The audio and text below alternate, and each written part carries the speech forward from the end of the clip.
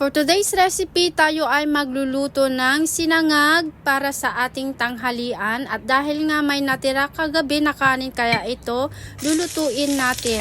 Una, mag-isa tayo ng bawang. Isunod naman natin yung green chili at saka yung tangkay ng ating celery. Tapos ilagay natin yung ating leftover na kanin kagabi. May natira kasi at konti lang naman, kaya naisipan ko na isasangag ko na lang. Tapos lalagyan natin ng black pepper, konting asin para may lasa, at saka yung curry powder, konti lang din. Nilagyan ko ito para mas masarap, parang curry fried rice na yung dating. Tapos may natira akong embutido nung nakaraan, kaysa naman itapon, ilalagay na lang natin, parang pinakasahog na din. Para naman maiba at hindi lang puro hipon or itlog yung ating ilalagay na sahog. And finally, luto na yung ating curry fried rice.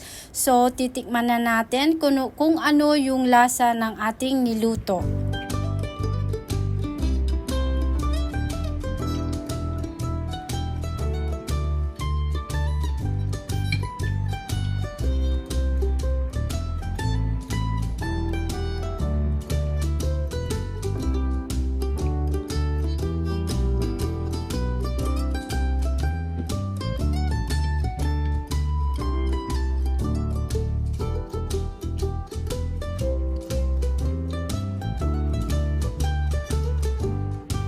Okay guys, hanggang dito na lamang. Hanggang sa muli. Bye-bye!